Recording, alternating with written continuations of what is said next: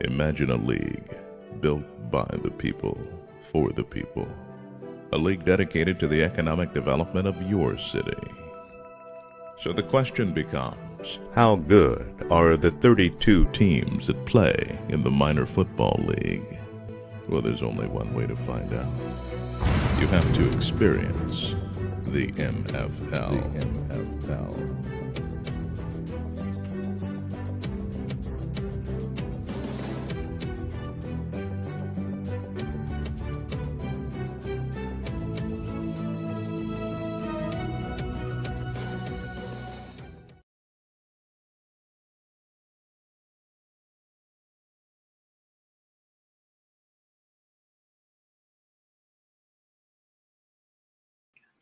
Welcome to another edition of Inside the MFL. I'm your host, Dr. Richard Myles Sr., CEO, Chairman, and Founder of the Minor Football League. I want to say good morning to you guys. And, we generally do our show on Fridays, but I had, death in my family, and I was at help them with their arrangements and stuff. And I appreciate my guests for being patient and having an opportunity to change their schedule around. I'm very grateful for that. Also, I have my co-host with me today here, Keith Jones. I am very excited about him. Keith also worked here with DK in Sports. I'm excited. Good morning, Keith. Good morning, Doc. Good to see you. Condolences again on your loss. I'm happy to be here, and I guess I got the memo because red seems to be the color of the day. Yeah, absolutely. Hey, we still fighting with Keith over a contract, but he can keep it up if he wanted. But keep going through this with him. I get what I want because we are definitely in negotiations with Keith to come aboard with the MFL, inside the MFL. Also, I'm excited about David Glass up there in Glasgow. I'm excited about him. This guy. In doing our studying and everything with the board, when we brought him in, we was excited up there in Texas. So San Antonio, as you know, we talked about that briefly before, Keith, but also we got his head coach here, Jim. When we was talking about this individual and Mr. Glasco, I'm getting a little tongue-tied. I had a long night, gentlemen, bear with me. When we talked about this individual, and when I saw his resume, I wanted to jump through the screen on the GM. He'll tell you, I'm like, wait a minute, let me read this again. And he was talking very highly about the individual. I read it. I gave it to the board members, our executive board. They read it. We was excited, Keith. So I want to bring them on. How you doing, David Glasco and Jim, your head coach of the Texas got a little something in my throat. The Texas Steelers. How y'all doing today? Good morning, gentlemen. Well, good morning, Dr. Myles, and our condolences for the death in your family as well. Thank you so much. Now, I want y'all to know we do have Keith here. Keith will report, and Keith gonna ask you a lot of questions because we're excited about the head coach you have. It just goes to show everybody the MFL is the laboratory of change, and we believe in bringing coaches and, players from the field to the front office, give them an opportunity to, bring their expertise here in terms of what the MFL trying to do. And like I say, guys, bear with me a little bit because I had a long night, trying to get things together for my cousin, but I do understand that things still have to go on. So, Keith, I know you got some questions for these individuals. Of course.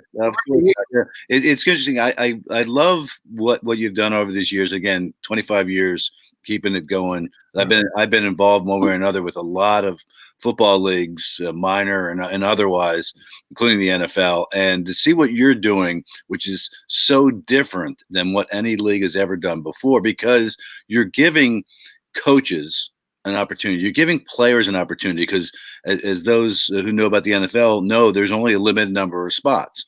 And what we don't see with the NFL is the diversity. They're struggling still to figure out a way to get players and administrators involved in the league that of color besides white. And it makes no sense because it's really a fairly simple formula to do it. You just need to provide the platform or the opportunity. And it's just a very insular league, and it has been. You've got 32 teams, you got 32 owners.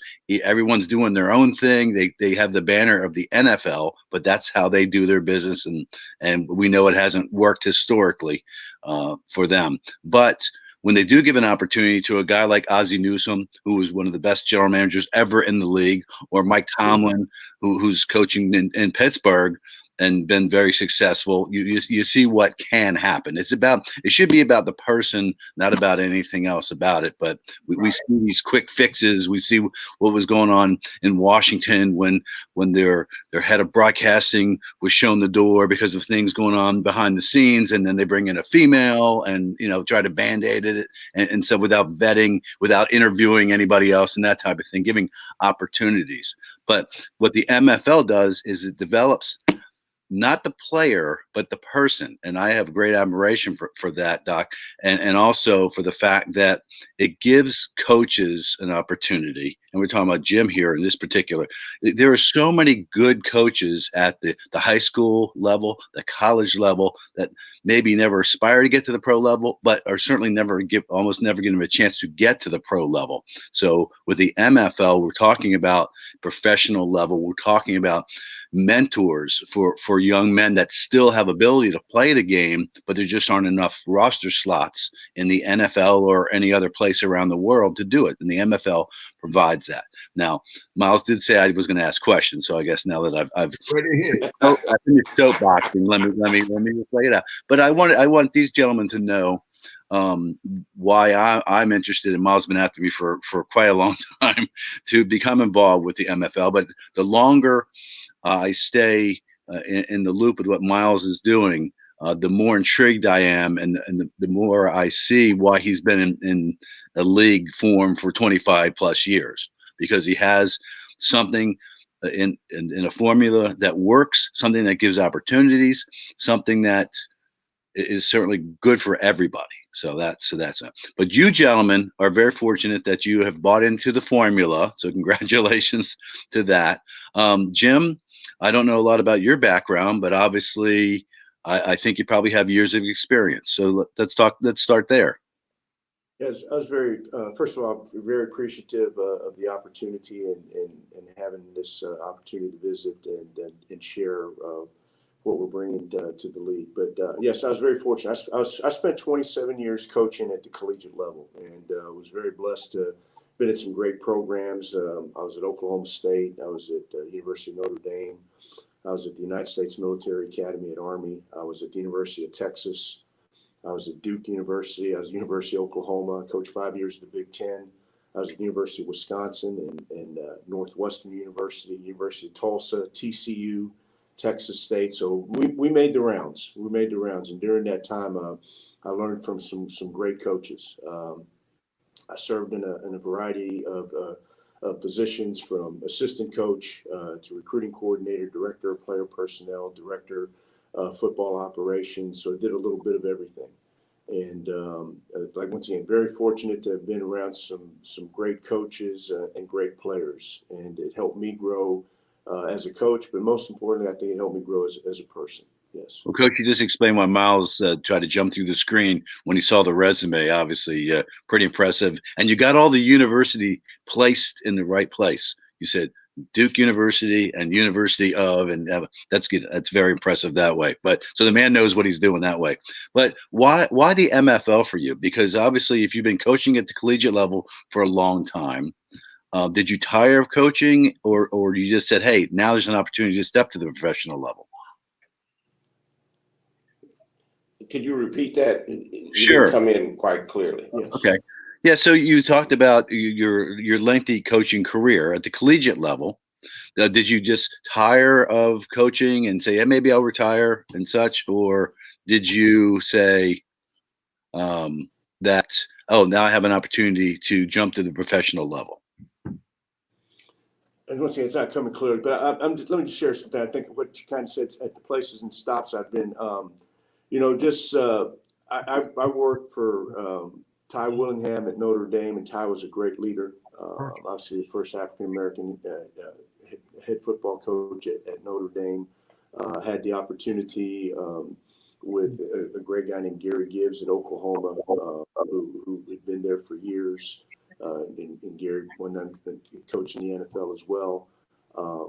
Bob Sutton at Army, John Makovic at the University of Texas, all guys that brought some uniqueness.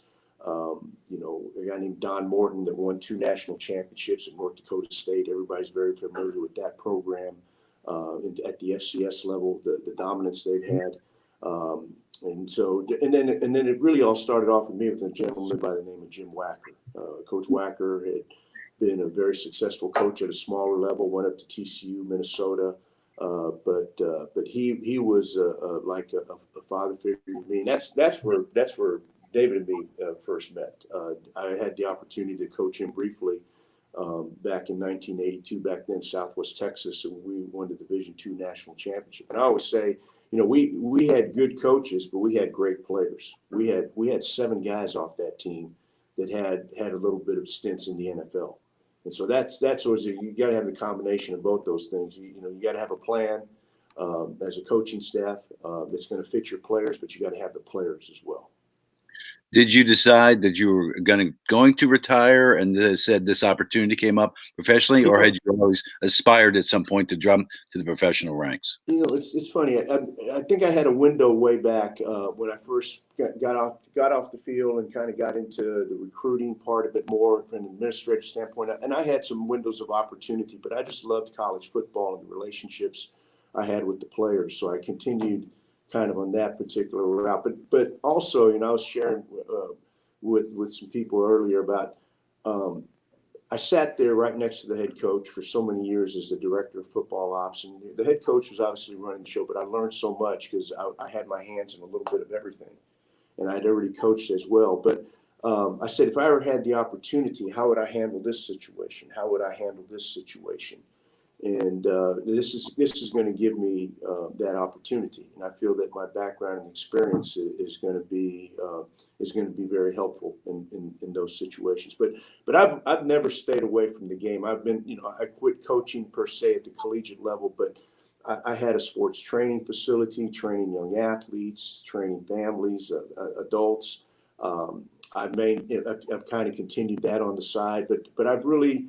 My main focus here has been I've been heavily involved with recruiting and trying to, first of all, educate and advise and assist families that have a desire to play football from the transition from the high school level to the collegiate level. So and then with that, I've stayed in touch with all the college coaches, and so I've never stepped away and not so much retire. I love the game. This game's been my entire part of my entire life, and my family has been involved with it as well. And so I'm very grateful for the opportunity. Kind of when I first came into this and David first talked to me about it, it was more, hey, I'm here to help you. Just tell me what you want me to do. I'll handle the personnel operations.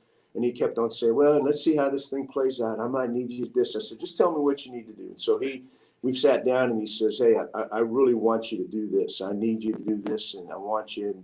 And I was flattered, and I obviously accepted. So I'm, like I said, excited and thrilled, and taking it a day at a time, and thinking about all these things as we go along. Coach, what did you see in David as a player that made you say, now we've come full circle, this makes sense to come on board with him? What kind of player was he? I think he's asked me, we came full circle. Hey, but you know what? In all honesty, Jimmy's a great guy. Not just because he's sitting here next to me. I'm saying that because he really, really cares about the kids. And one thing that we had a discussion before we went on, he's going to teach these kids how to play the football the right way. And not only that, he brings a wealth of knowledge, not only as a coach, but I think in life experiences as well. Like we always say, the laboratory of change, so I think that he's going to be able to administer a lot of things and he's going to be able to make my job easy. And I tell you, I don't think that I could have picked a better coach, you know, but more importantly, I don't think I could have picked a better person to lead this team. And I know that we're gonna have some fascinating assistant coaches as well, you know, and I'm gonna tell you, our organization, we're thriving to be great from the top to the bottom. You know, we don't want to skip a beat. We want to make sure that the MFL is proud to talk about the Texas Steelers. We want our community to be proud to talk about the Texas Steelers. You know, and I just think that I've got the right guy for the right job. Well, it sounds like Myles has made a couple of really good choices for that team in Texas. We know how big football is in Texas, so you guys have your hands full, but it sounds like the leadership's pretty good down there, Myles. Yeah, well, you know, it's a no-brainer when you talk to most of these guys and you interview the GMs. As you know, you interviewed several of them so far, Keith, because, you know, we have all the GMs and the coaches on. But what stood out about this individual, Mr. David Glass, I mean, he's one of those individuals that generally care about these young men in the communities. And, you know, often enough, I say it, it's not that these guys not good enough to play in the NFL. It's not enough room. So what happens to these guys? If someone never put anything in place for these guys when they come out of school, you think about playing football all your life. I know I did when I could walk. All I wanted to do was try to play football. So, and you know, so you play football all your life. You try to do the things you need to do when you know, going through school, because guys, it's hard enough. And I know I experienced that myself. Being an athlete, you also have to understand you have to be a student athlete. You have to be a student first, then athlete. And a lot of people don't understand that. They think that alone will carry you. But man, when you have to get ready for them, those finals and stuff, that you on your own there. So your football ability don't help you. And that's what's so unique about the MFL with the laboratory change. We want to bring these young men from the field to the front office, because you can't play football forever. And we want them to understand that we don't teach you entrepreneurship, and we want to teach you what comes next. And I think that's something that the other league, and I say that often, you know, I hate mentioning them, you know, although I had an opportunity there, you know, don't give you that. And these gentlemen know it, even yourself. The contracts are nice, but they don't come with any instructions in terms of, you know, how you're supposed to conduct yourself and what the things you're supposed to do. Because you have to, another thing that they forget, look at where these young men come from. And, you know, you expect them to act a certain way. So when I used to say, don't say I'm a role model as being an athlete, why you say that? Because as soon as something go wrong, then you ready to hang them from a pole. But you still forgot where these young men come from. You understand? So these are some of the things that the MFL wants you put in place.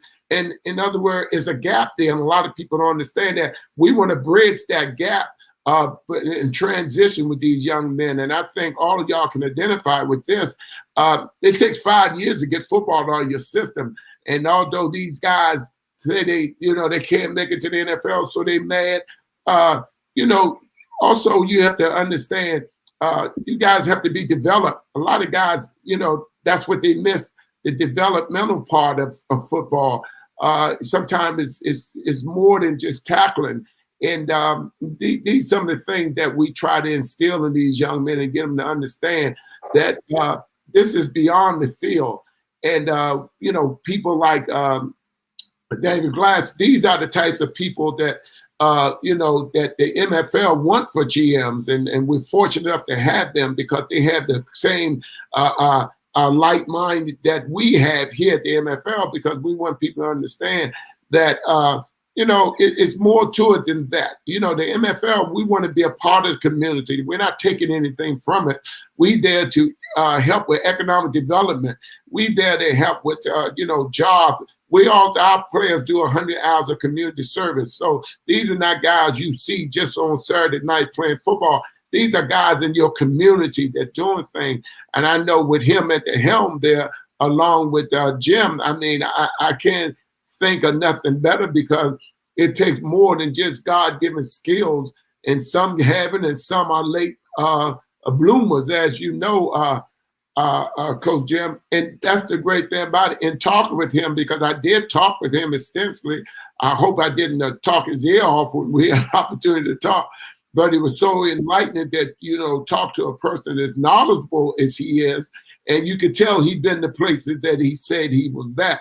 And it just resonates, even throughout the conversation we was having.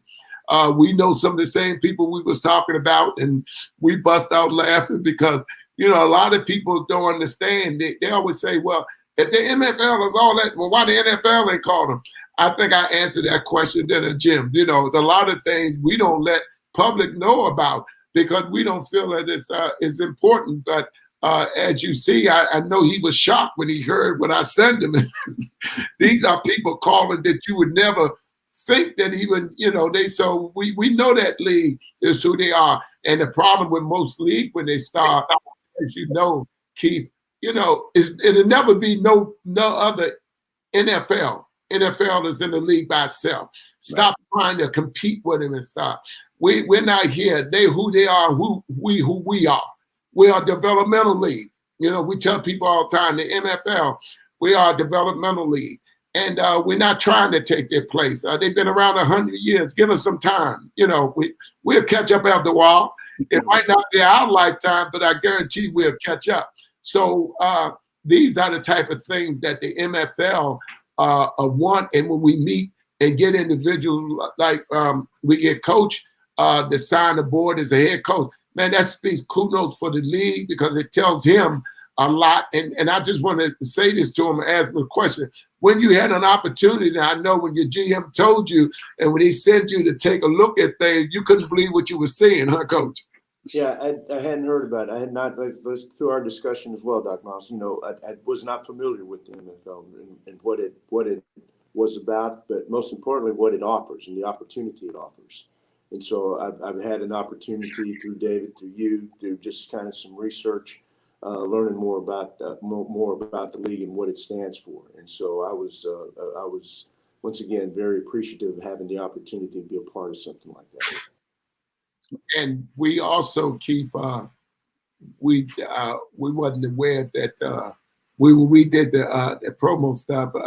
We have our the voice of the MFL he's there in Houston too, in San Antonio. So he was a little upset. He said, "Come on, Dr. Myles, you ain't tell me you put a franchise here, So when I let him talk to Dave, I mean, they went from there. And I see Dave there, laughing, Dave, because I know, man, this guy had so many, but all he did was, dang, Dr. Myles, how can you pass us up? I mean, you in Houston and how can you pass us up? So when we snuck that in on him, I think he was kind of happy about that, huh, Dave?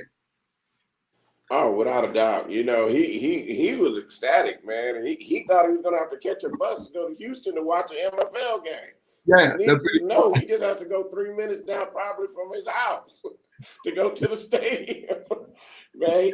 And he was actually here yesterday. We were going to surprise you yesterday. He was here yesterday, and we sat up in here and talked for about 30, 40 minutes. And boy, he's excited, man. I tell you, I know him and Dr. Freeman are great friends, but me and him are becoming real close buddies.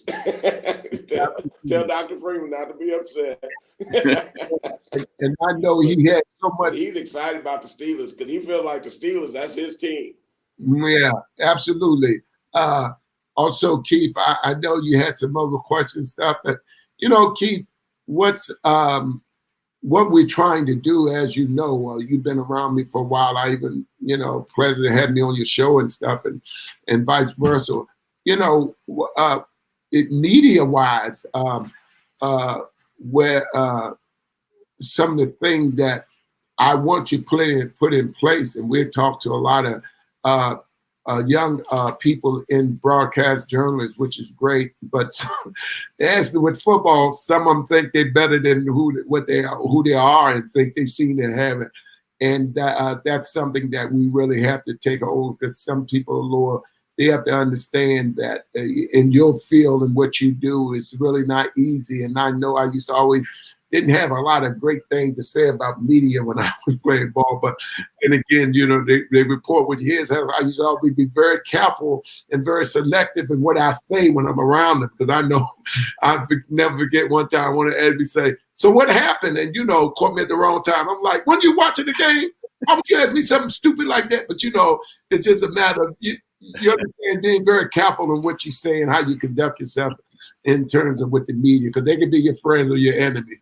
Right, and I like what Coach was talking. He brought up some names like Bob Sutton, guys that I've known over the years, because I'm a little bit older than I look, and it's great when just what you're saying, Miles, because media is a really not so good word, you know. So I've been a member of the media for a long time, good or bad or indifferent. But it's like society. You have the good ones, you have the bad ones, and you have a lot of them in between. But when you talk about the MFL, and that's part of what I like what you just said, but also why also Coach and David got involved with the league, I think, because it's a developmental league, but that's not developmental as a football player per se. That's as a person, and that's going beyond the field. And so you can be a general manager, you can get on the coaching staff, you can, and something you and I haven't talked about, but I have some ideas as well. You know, you could probably get into the broadcast booth, you know, with the correct tutoring, the correct mentoring, the correct procedures, and learning the process. That's what makes, you know, these guys have all kinds of skills on the field, but they're erratic because they don't process, or they've not been mentored correctly, or you can't take one guy. 23 is going to play different than 32 is going to play, and you know, it's not one fits in each box. You can put them all in one box. It's not the way it works. And as Coach and David played as well, and you did, so you guys know exactly what I'm talking about. But that's part of what I like about the MFL, and to be able to enlighten people. You're the 25-year overnight sensation, Miles. That's what you have in the MFL, because people find out about you, they become intrigued, and then you more than scratch the surface. You peel back a couple of layers of the onion. You're like, wait a second, there's this guy Miles really has something significant, something tangible, something that could be really, really big once people understand that it's around and what it presents for people. It's the league part. Yeah, that's just because it's involved with the sport. But everything else along the way, that's the importance. That's been the intrigue for me about what you have going on, Doc, because you've kept it going, which is great. But you've been developing this league, to use your own word, and you continue to, and now you're expanding into Africa.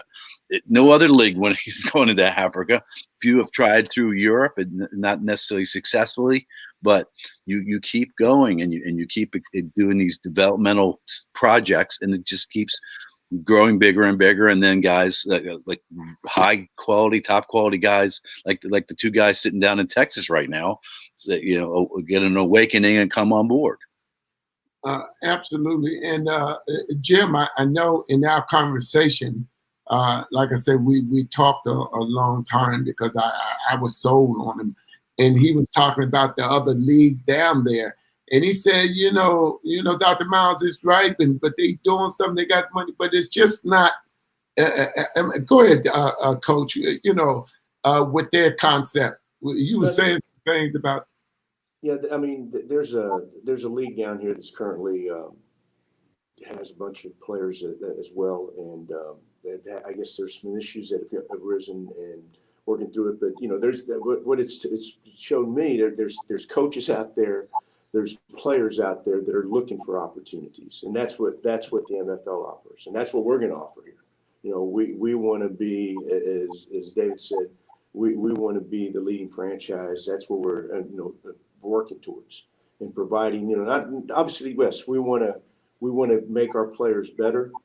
That's part of it. As coaches, hire a quality coaching staff that's going to get these guys better, because that's what they're looking for. But also help them as young people. Help them to be a better person. A better brother, a better husband. All those things. That's going to be a part of part of the program. That's just the whole part of it. And so, but there's opportunities, and there's other leagues out there, as I said, as you're more aware of than I am, Dr. Myles, that have made an attempt and have not been successful. You've sustained. You've been there 20 plus years, and once again, that's a credit to you and the people you have surrounded around you in the MFL. Absolutely. And I was talking about Keith when the XFL came back out again, and everybody jumped on it. And me and Keith talked about it. I said, Keith, that won't last. I said, they had 20 years to get together. They still ain't got together. So when people were saying, oh man, y'all in trouble, I said, we're not in no trouble. I said, we've been here. They have to establish themselves again. And like I told them, they were so glad that the COVID-19 came in because it gave them an opportunity to bow out that way. I know you want to collaborate on it a little bit more because you was out there covering them and everything. I looked at it and I seen the concept was all wrong, Keith. Yeah, they definitely were upside down in the whole deal. And I did like the fact that they had one owner for the whole league, and supposedly Dwayne Johnson is bought the entity along with a friend of his, and they'll be relaunching it. Although he's busy with a bunch of other things, so I don't know how that's proceeding. But yeah, the concept is really good because people want it. There's no question. Football, I'm gonna say year round, but football is the biggest sport, certainly in North America, in the United States specifically, and people want it. But you've got to put a product on the field that is digestible. And I watch this. I watch them strategically place players, specifically quarterbacks, into areas or on teams that they thought would be beneficial for them. That was well done. But then I watched a couple of the quarterbacks deteriorate before my eyes. They started out good, and these are guys that were very successful in college. A couple of them had career years, seasons with putting up numbers like you wouldn't believe. But when you're playing at the next level, at the professional level, it's totally different. So yes, that wasn't the NFL, but it was certainly still professional football. You still got to go out and you got to compete, and you have to be consistent. And again, just from a quarterback standpoint, you looked at one guy actually got promoted. He's on an NFL roster, I believe, currently. The rest of these guys, nothing. There's no interest because not only did the season end prematurely, but the quality of mentoring and taking nothing away from the coaching staff and stuff. Just because you had a successful high school career doesn't mean you're going to be successful in college. And just because you had a successful college career doesn't mean you're going to be successful in the NFL. That's why I always tell players, don't be third on the depth chart at Alabama. Go play at University of Tennessee, Knoxville, or whatever it is. Go play at a smaller school where you get the reps, where you're going to be seen. Because these days, as you know, Coach, things you talk about recruiting players and such.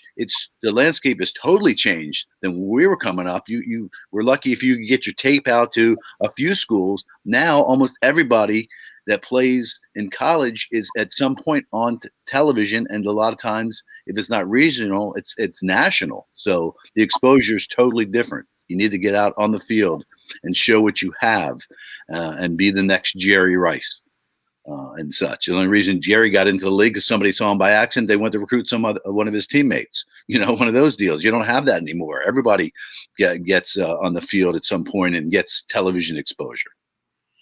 And you're right, and I want to get to you, Mr. Glass, but you was right because Arizona State came down and was recruiting at Roosevelt High School, and they was watching the tape of the guy they come to recruit, but to their amaze, they seen somebody from another school, and they like, who is this guy? So the Roosevelt coach is like, that's Myles. You don't know who he is? They said, nah, we didn't know who he was. He said, well, so that's what brought them down to Cardozo High School, because really Arizona State never heard of me. But in looking at the film, they were like, who is this guy? This guy doing all this. And Roosevelt coach was surprised, and they're like, no, well, you better talk to him. We can call him right now because that guy right there, And even the guy that they came recruit said, oh, yeah, Myles, he way head and shoulders from me, but out of sight, out of mind, as we were saying. Nowadays, I always say thank God for social media. As you know, Coach Jim, things are different now. And that's why I'm so excited for Coach, GM David Glass, because having you aboard, because we see so many other things for you in terms of the MFL, because see, people know you don't know me. People know me don't know you. But if they see you, they're like, well, wait a minute, Coach Jim there? Man, we better take a look at this.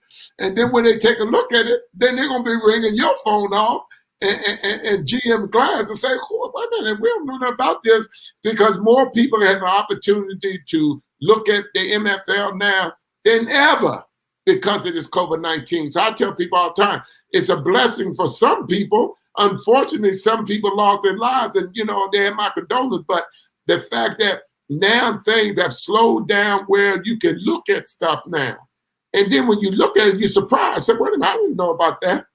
Or wait a minute, I didn't know. Or people always ask me that. They said, "Wow, I'm just so. I didn't know about y'all." You know what I mean? But that's where that social media factor come in, as you know, Coach. I mean, David, give me your. We put a picture, and that we hired Jimmy on Facebook.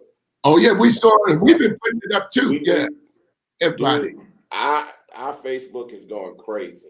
If you go to the Texas Steelers Facebook, we said congratulations. Hey, people are asking us, have we filled out our coaching staff?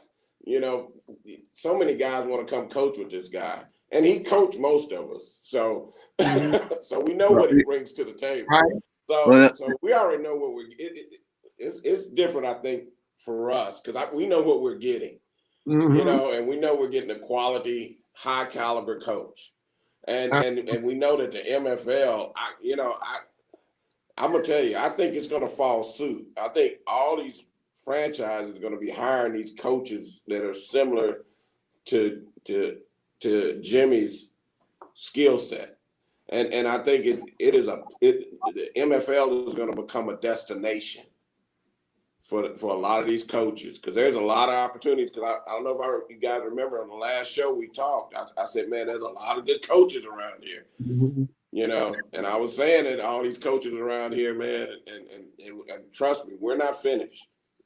We got a couple of more great guys coming, we're talking to right now. And we got coaches that are willing to physically move. Both of the other two coaches that we're talking to for our defensive coordinator and offensive coordinator are willing to physically move to come coach here. And and they're both great guys, right. And they're both great coaches. Right. You was telling me about that, and I even reached out to Coach too. I said, Coach, and I say, for your GM tell you, because he's rounding all y'all up. I say, we have the Houston franchise, and we have the Rams there, and my GM there, we can use some help for some coaches. And my thing always was like to keep the people at home, because the experience I went through, Keith, last year. You go down in Mississippi, if you don't know Johnny, cousin, uncle, brother, you're gonna have some problems. You know what I mean? And y'all probably know that too. You got to know somebody. You know what I mean? And that's what I wanted to. The MFL wanted to give these guys an opportunity, because right now in New Orleans, we got the Packers down there. We need a GM and a coach. We got 500 resumes right here. I can show them to you. But the people want to move. I don't want people to move. Stay where you're at. You know what I mean? And then, because this is a 10-game schedule and stuff. And also, in Houston, we need we like to interview, for a head coach. And these are the things. And Keith, up here, we had to Washington Chiefs. We generally get former Redskin players, but after last year, what I went to, I'm going to open this up. And as you know, I signed a young GM that's straight out of grad school at Georgetown. A great young guy, man. And coach, we brought a coach on. He's 27 years old, played Division I ball. But he said, I always wanted to have an opportunity to coach. He said, this guy knows so many guys. He was calling for coaching opportunity. But we want to give people an opportunity. That was the MFL for, that laboratory of change. And we want to get them caught. We're no different from nobody else. We want the best of the best, too. We're not going to have no guy come out there 5 feet tall, 300 pounds, say he's a wide receiver. That's not what we're going to tell them, don't even waste your time, And right now, Since then, we have over 5,000 guys that register here at the MFL for the trials, and they call every day. When is Dr. Myles, when the trials? Well, it's nowhere on here for us to pay the registration. I said, because we're not taking the registration. But I don't want to lose my spot. This is an open trial. It ain't no spot yet. The coaches there will determine who they're going to sign, not the MFL, you know. But it just goes to show you they're excited and they really see what's going on. And I reached out, you know, Keith, a long time ago last year when the NFL did the combine for the HBCU. What? Why? We was, you know, we cried out to the HBCUs 3 years ago and told them, you know, we see you, we hear you, come here, we give you opportunity. I think Bowie State had a great quarterback there. The kid did real good, but I know he wasn't going. No NFL team was going to take him, and he came to the trial we had at Bowie, throwing the ball real nice. I told him, I said, I will sign you today. You know, we was out there, us in the Maryland coach, we said, we'll sign you today. Well, I'm waiting for the NFL. And I say, you know, now every camp that people invite me to when they did those, I call them cattle calls when they do them combine, because that's all they are. You guys know that. They get them guys, they come all across country, work them out for 30 minutes. I'll tell them we'll get back to you. That's not what the MFL do. You coaches, GM, sign those guys right then and there. And they ball players, they ain't coming for nothing. And the significance of having the franchises where they are, because the guys ain't got to travel nowhere. You know what I mean? You're right there. And you catch it so big, that's why we put 3 franchises out there. So these are the things that we do, but these young guys just don't get it, Coach and Mr. GM and as you know, Keith, they feel that there's nothing wrong with dreaming, gentlemen. But apparently you got to wake up from the dream. You know, you got to wake up from it and understand. And as you pointed out, Keith, and we talk about it all the time, why go to, okay, you get in Penn State or something, you there, but you there for 5 years and you ain't playing down. You just out there practicing on the scouting team and stuff. When you can go to another school and play, we got to wake up from that. Yeah, need to play. And, you know, it's interesting in all this time, what it's come down to is one word, and that's relationships. And I like that, because that's what all business is based on anymore. It's not about experience. It's not about different things. It's about the relationship. But when you come to the table with experience like Coach Jimmy, and you have the knowledge like GM David, it makes a huge difference, because it not only solidifies the mission, Myles, it does awaken people, because wait a second, these guys have so much experience. They have their own life goals and missions and such, but they want to be involved with this great game of football. And who would have known? After 100+ years that we this sport would be one of the biggest on the planet. But it makes a difference, because there are so many players, coaches, would-be general managers, everybody that's out there that's looking for a place. And the MFL provides that. So not only is it just developmental from life skills, you also have these relationships. That's obviously how Coach came to be full circle with the GM and down in the Texas Steelers, because that's the way it works. And there are times when you can give back, or you can pay back, or you can pay forward on that. And the MFL provides all that, because I've seen other leagues. I've been involved with other leagues, and I've covered the NFL for a dozen years and seen the ins and outs, the goods, bads, and everything else. It's not about the development of the player or the coach or the general manager. It's about the entity as 32 owners of this league. This is what it's about. So it's not about the fan. Yes, the fans help because they bring in revenue and such, but the NFL is doing just fine right now without any fans in the stands, right? I mean, it would just be a bigger money grab for the owners from that standpoint, but it's not doing anything for the players. The players, I find great humor in the the player who's supposed to defend and intercept the ball does that, and then a bunch of them run to the end zone and start mugging for the camera, which, you know, there's no fans because they're doing that stuff. It's like, you know, I don't need the nonsense. Do your job, get it done. And, you know, but when those guys are done, that's all they'll have. They won't have an opportunity to have life experience because the NFL doesn't provide that on a general basis for them. I think of one of the top draft picks last year for the Washington football team. Signs a huge contract. He's you know, he's a top 20 pick, and he goes out and buys a Bentley and all this other kind of stuff and spends all these millions of dollars because it's too much money up front for somebody that hasn't had that life experience to do that. I understand that's how these guys get paid. That's what they get paid. They can do whatever with their money and such, but there's no life skill development there. You know, here's a bunch of money. Go out and buy a very, very, very expensive vehicle. Okay, you have that right, but that didn't do anything for the character development of it. As a matter of fact, it shows more character flaws to me than it does anything else. I defer to you, Coach, on that because you try to develop kids and players over the years.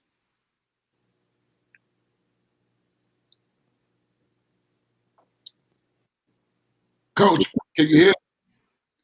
We can Really? faintly hear you guys. Yeah, it's kind of Really wasn't a question. And, he was just saying you expand on because you try to develop the players and stuff, you know, as opposed to these young guys and, you know, being someone that played. You know, I'm happy for anybody doing anything in terms of what they're getting paid because I still say you don't get paid enough for what you're doing. Can you hear me, Coach? Well, I just want to go back, following up what Keith said about relationships, and they're not exactly kind of in and out, Doc, but I mean, that's kind of where it came with David and me. I mean, we first met in 1982, okay? And that's a lot of years ago. And David was a young heck of a player for us at Southwest Texas then. And I was a young graduate assistant coach. And so I had the opportunity to coach him a little bit, kind of lost track for a lot of years, got reacquainted, heard about his son. His son was basically same name, kept on hearing his name here in the San Antonio area. So he really, you know, I basically said David's son was really the first star here at UTSA. He was a heck of a football player. And so I said, it's got to be the same. It's got to be the same person. It's got to be, you know, kind of, we got reacquainted, and it was, you know, we got reacquainted about 5 or 6 years ago and just kind of built our relationship. But just going back to what Keith said, that is the name of the game. I mean, it is about relationships, and then kind of building off the opportunity thing. You know, what I've seen a lot, you know, at the collegiate level, at the high school level, is as players transition from high school to college football. You know, you ask 9 out of 10 guys, what are your top 5 schools? They're going to list these Power 5 schools. And once again, it's coming back to the reality, okay? You're not trying to burst anybody's bubble, but it's coming back to the reality of it. And the reality of it, 9 out of those 10 kids probably aren't Division I players. It's the other way around, okay? But that being said, I've seen it. We've all seen it. Guys may not be D1 players now, but they'll grow into them. They'll eventually grow into them. You know, I've seen it over and over again. And same thing, for whatever reason, a guy may not be considered a D1 guy now. I mean, a pro NFL type guy now, but give him the opportunity to grow into it. And then it's all about wants and needs and having the right opportunity. I'm going to tell you a story real quick. I was fortunate to do a minority internship years ago with the Detroit Lions. And we're sitting in a staff room, and I'm just there for 3 weeks. It was a great experience. Was there with Wayne Fonts and Herb Patera and some Hall of Fame guys, and learned a lot from them during my time there. But we're sitting there, and they're talking about personnel. And in the middle of stuff, they're saying, man, that guy's a good player. Where was he last year? He said, well, he was here, but we cut him. Well, why did we cut him? And nobody in the room had an answer. You know, so I mean, so once again, you get caught up in numbers, you get caught up in different things, whether it's politics, numbers, positional need. So there's a lot of different things. So that's what we're trying to do now. We're trying to give those guys that opportunity, and then the guys, not only the coaches and the players, but they obviously love the game. They still have dreams and aspirations of playing in the NFL. I think that's great, and those are the kind of guys we're obviously looking for, just like everybody, but. You know, that's what we're looking for. So once again, I'm going back to opportunity and just the personal experiences I've had and seeing guys that may not be considered that caliber type player, but give them the opportunity, and there's going to be some guys that grow into that. They'll grow into that level of player. Yeah. Right. Yeah, and I think we're gonna have a great group of guys to help mentor these guys too, not only on the field but off the field as well. You know, we know how important that is, because it does us no good to help these guys become great athletes and then they can't become great citizens. So that has to go hand in hand. And so, you know, we know there's a zero tolerance situation with us and with the league. And we want to make sure we have these guys ready, not only physically, but emotionally and mentally.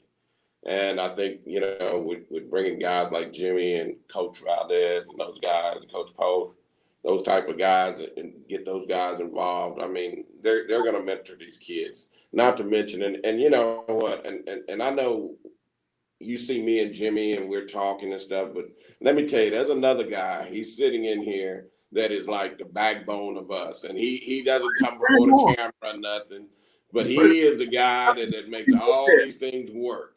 And his name is Brian Salinas, and he's sitting back here. Come on over here for a second, Brian. Come on, show your face. You guys got to meet Brian. Brian will be involved with us. This is my man Brian right here. This guy here keeps us going, and I'm telling you, he's a stickler for everything. He makes sure everything's right. That's my guy. You know, and so, man, you know, and he could care less about being on TV or anything, but he's a very important piece of, in the machinery that we have that we're running here. See, David, you just brought up a valuable point. All right, that's not something that you are comfortable with or the greatest at. So you, as a general manager or as a manager in general, you find somebody that not only can get the job done for you, but can get it done at the top level, and you bring them on board. It's brilliant, and that's the way a good manager operates. Right, and I like that. And as you know, Keith, with these GMs and stuff, it's an extension of myself, because that's how I am. I tell people all the time, I'm like a puzzle. I collect the pieces as I go. But more importantly, gentlemen, the fact that you guys doing this and you home, you don't have to go across Texas and to another state. You at home where people know you. They know who you are. You know, you can say something, and then, you know, I used to always say you can have all the money in the world, but your word is everything. And I tell people, if I tell you I'm going to do something, then I'm going to do it. I'm not one of them types that I'm going. If you ain't going to do nothing, say you ain't going to do nothing. That's the type of person I am. And I rather for you to be honest with me. You know, I am, Keith. And you know, having these GMs and meeting Coach, I mean, I feel like an extension of myself, because they generally care like me. See, a lot of people ask me, well, you know what? Because I care. Because I care. You know what I mean? And I understand that we stood on shoulders. Now people have to stand on our shoulders, and we have to convey this and pass this to these kids. That's why I tell everybody, the MFL is different. We're the laboratory of change, because now we're talking about, not only that, we talking about not only economic development, we talking about generational wealth, where you can pass it to your kids' kids. See, we're not here just to take money from a community. We have ownership. You know, we talk to our GMs. What do we say, Dave? First, we say ownership. You know, we want you to be able to own this. And, you know, we're not telling you have to hurry. That's a far thing from our mind. But as a owner of this league, I'm going to make it possible for these GMs to own these franchises. You know, we ain't got the big banks that say you got to have all that, because we're not worried about that. But now you talk about jobs where there were no jobs. You know what I mean? You know, you're going to get a lot of kids in these schools. And as you know, Coach Jim, you got interns. There you go. They can come here. If you're in broadcast journalists, if you're in you in there for marketing, PR, you can come here. The same thing corporate America been doing for years, getting the kid, well, come on, work here. Kids got to get there and everything. They're not getting paid, but they're so proud to say, I'm working for such and such a company. Am I right or wrong, Keith? Right. That will give you opportunity and possibly employment here. So that's the great thing about what we're doing, and we control the narrative. That's another thing I am, you know, happy about. We control the narrative. And thank God for this. We had the MFL network. course, we have radio. Our show come on every Saturday morning inside the MFL. Also, then we have our live show, the TV sports show. So we want people to understand the MFL is the laboratory of change. And if you can't see this, we tell them in a minute, go Google us. Go to look at what we're doing. And I guarantee you'll be impressed with the MFL is doing. And we have a long way to go. There's no question about it. We still have a long way to go. Keith, gentlemen. But, I tell people all the time, they say, man, you work so hard, Dr. Myles. This ain't work to me. I enjoy this because it's different when it's something that you enjoy doing. Wouldn't y'all agree with that, gentlemen? Exactly. That's 100% right. Exactly. It's not work. It's a love. It's a passion. Right. It is a passion. And I tell you what, we're excited about all the MFL. I'm telling you, San Antonio is learning all about the MFL from us, buddy, and from you. And you've laid a great foundation for us to build on, which makes our work a little easier, a lot easier actually. But we're just gonna take it and we're gonna try to put wings on it and fly with it. Yeah, I know Dr. Freeman is watching the show and the coach said, yeah, we're going to put this program together because everybody talking. And I tell people, it's exciting. But I remember the first year when I started the Washington Chiefs, they was the first minor professional team. Keith, we ain't win a game. We ain't win a game. But everybody told me there's a lot of things we could have done, we would like to do. Dr. Myles, but your guys was always where they were supposed to be. You know what I mean? Yeah. So I feel good because now that shows you that we're teaching these guys. We're developing these guys. We might not be physically better than the other team because, like I said, when we played the West Virginia Lightning, they had Barry Word and all of them, and the Washington Post put the big old article in there. Of all articles, they beat us 68 to 28. And the Washington Post said the Washington Chiefs was hit by lightning. I was so mad, but at the same time, glad to get that article. And I said, well, why you have to talk like that? We wasn't no match for them guys. You know what I mean? But the fact that we played them, and I know, in gentlemen, being realistic, I did not have the talent that them teams had.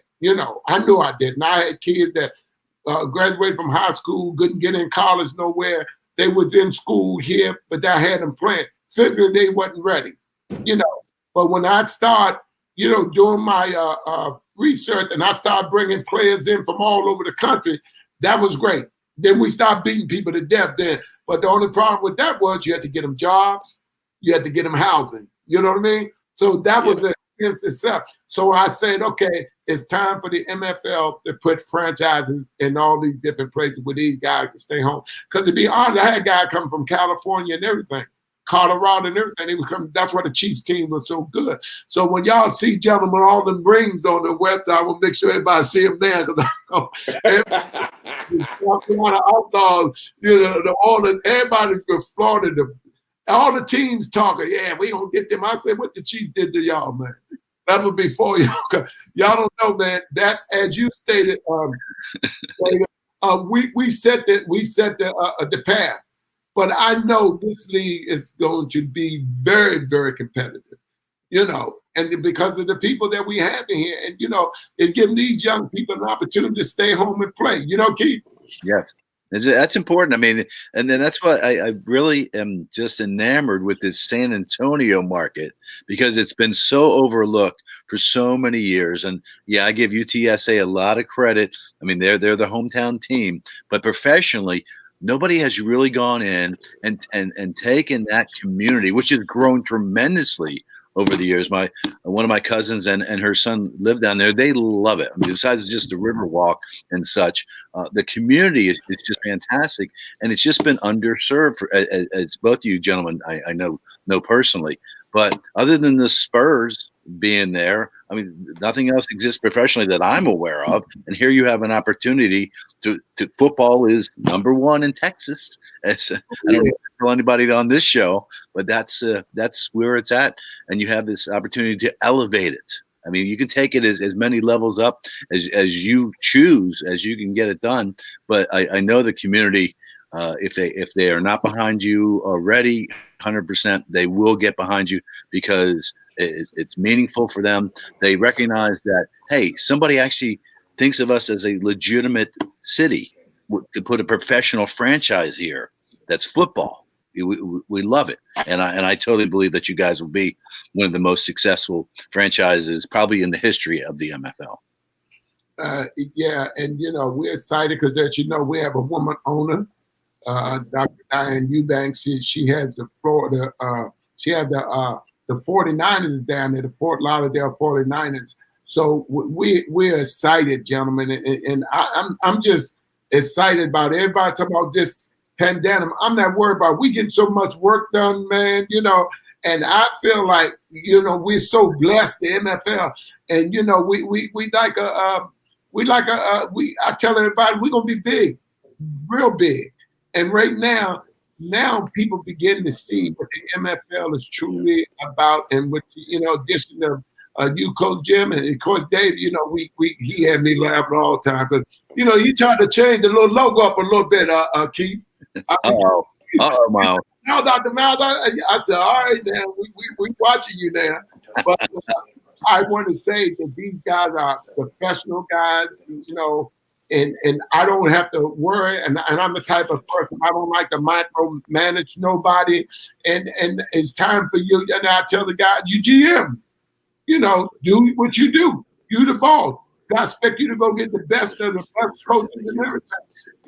We're not the NFL, but we're not going to not look out for these our coaches and stuff. So we're excited about that. Keith? Yeah.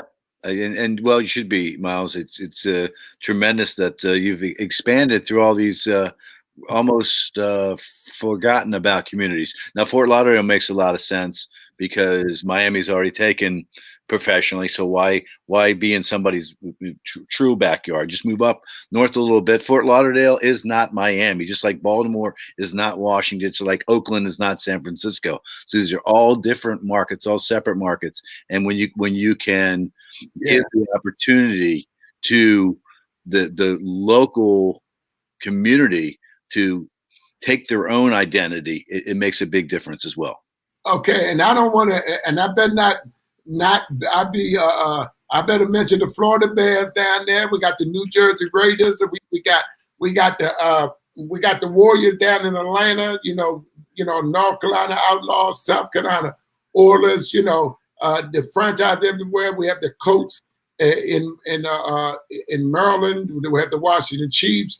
We have the Chargers up in Philly. We have the Saints. So the league is really big, and I know people. I don't want to not mention any of these guys because they're all watching the network, all of them on and everything. So, Coach Jim, they're gonna be aiming for y'all now since y'all got out there and talk. So, but anyway, I want to thank you, gentlemen, for coming on this morning. And I look forward to whatever y'all need. Of course, contact us. And Keith, it's always a pleasure to have you on. Thank you, I appreciate it. You guys, and like I say, David, great job and welcome aboard. Jim, I want to wrap this up. This has been another edition of Inside the MFL. I'm your host, Dr. Richard D. Myles. We'll see you next week. Thank you, gentlemen. Thanks, Doc.